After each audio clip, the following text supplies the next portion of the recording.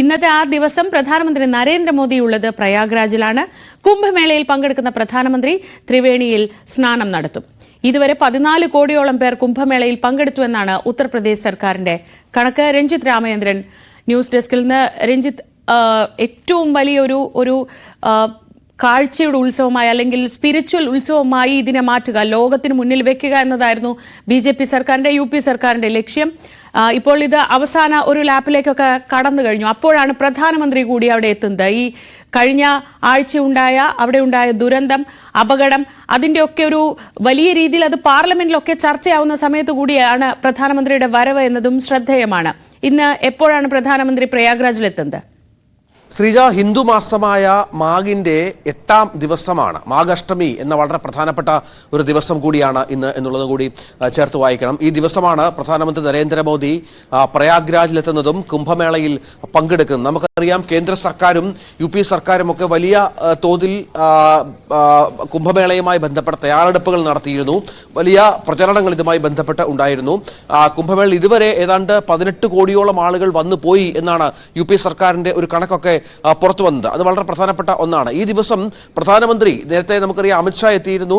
യോഗി ആദിത്യനാഥ് ഇവിടെ തന്നെ തമ്പടിച്ച് ഈ കാര്യങ്ങൾ നിയന്ത്രിക്കുന്ന പശ്ചാത്തലമുണ്ട്. ഈ ദുരന്തത്തിന്റെയൊക്കെ പശ്ചാത്തലത്തിന് ശേഷം അതിനുശേഷമാണ് ഇപ്പോൾ പ്രധാനമന്ത്രി നരേന്ദ്രമോദി ഇങ്ങോട്ടേക്ക് എത്തുന്നത് എന്നുള്ളത് ഏറെ പ്രത്യേകത ഉള്ള കാര്യമാണ്. ഇന്ന് ഡൽഹി തെരഞ്ഞെടുപ്പ് നടക്കുന്ന ഒരു ദിവസം കൂടിയാണ് എന്നതുകൂടി ചേർത്ത് വായിക്കണം. കഴിഞ്ഞ ലോക്സഭാ തെരഞ്ഞെടുപ്പുകളിലൊക്കെ കേദാർനാഥിലും ഒപ്പം കന്യാകുമാരിയിലുമൊക്കെ നരേന്ദ്രമോദി പോയതൊക്കെ നമ്മൾ ആ ദൃശ്യങ്ങളൊക്കെ വളരെ പ്രധാനപ്പെട്ട ഒന്നായിരുന്നു. ഇന്നിപ്പോൾ കുംഭമേളയിൽ പ്രധാനമന്ത്രി എത്തുക രാവിലെ 10 മണിക്ക് പ്രയാഗ്രാജിൽ എത്തുന്ന പ്രധാനമന്ത്രി 10:45 ബോട്ട് മാർഗം ത്രിവേണി സംഗമത്തിലെത്തും എന്നാണ് മനസ്സിലാകുന്നത്. 11 മണിക്കും 11:30ക്കും ഇടയിലാണ് പ്രധാനമന്ത്രി മഹാകുംഭമേളയിൽ പങ്കെടുത്തുകൊണ്ട് സ്നാനം നടത്തുക എന്ന പ്രധാനപ്പെട്ട വിവരം ഈ ഘട്ടത്തിൽ വരുന്നുണ്ട്. ഒപ്പം ഈ തീർത്ഥാടകർക്കായി ഒരുക്കിയിരിക്കുന്ന ക്രമീകരണങ്ങൾ പ്രധാനമന്ത്രി വിലയിരുത്തും എന്നുള്ള സൂചനകളും ലഭ്യമാകുന്നുണ്ട്. ഹൈന്ദവ വിശ്വാസികൾ മാഘാഷ്ടമിയും ഭീഷ്മാഷ്ടമിയും ഒക്കെ ആചരിക്കുന്ന ഒരു ദിവസം കൂടിയാണ് ഇന്ന്.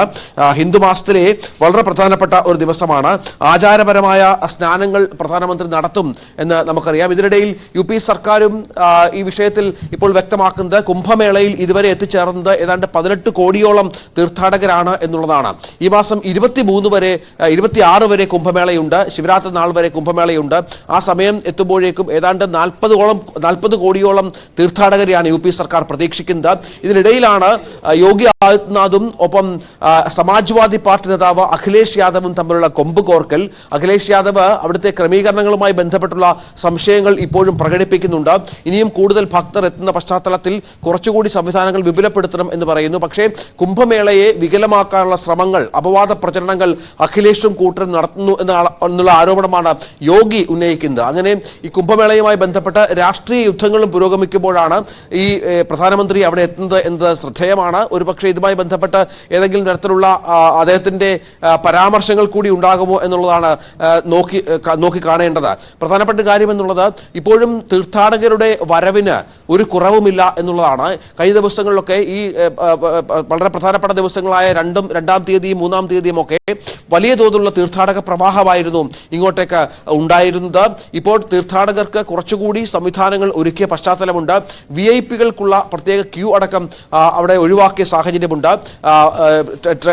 സ്പെഷ്യൽ ട്രെയിനുകൾ ഇടയ്ക്ക് നിർത്തിവെച്ചത് പുനരാരംഭിച്ചിരുന്നു. തീർത്ഥാടകർക്ക് വരാനുള്ള സംവിധാനങ്ങൾ കൂടുതലായി ഒരുക്കിയിട്ടുണ്ട്.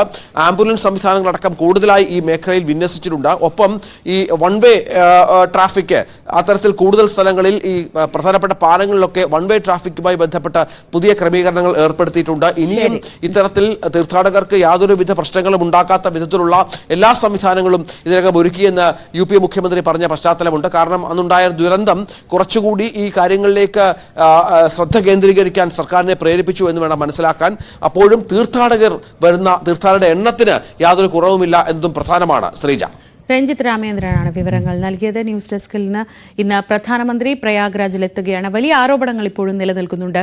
അന്ന് കഴിഞ്ഞ ആഴ്ച ഉണ്ടായ അപകടത്തിൽ എത്ര പേർക്ക് യഥാർത്ഥത്തിൽ പരിക്കേറ്റു, അല്ലെങ്കിൽ എത്ര പേരുടെ ജീവൻ നഷ്ടപ്പെട്ടു എന്നതിലടക്കം സർക്കാർ കൃത്യമായ മറുപടി നൽകുന്നില്ല എന്നതുൾപ്പെടെ പല ആരോപണങ്ങളും നിലനിൽക്കുന്നതിനിടെയാണ് പ്രധാനമന്ത്രി ഏറ്റവും വിശേഷ ദിവസങ്ങളിലൊന്നായ ഇന്ന് അവിടെ സ്നാനത്തിനായി എത്തുന്നത്.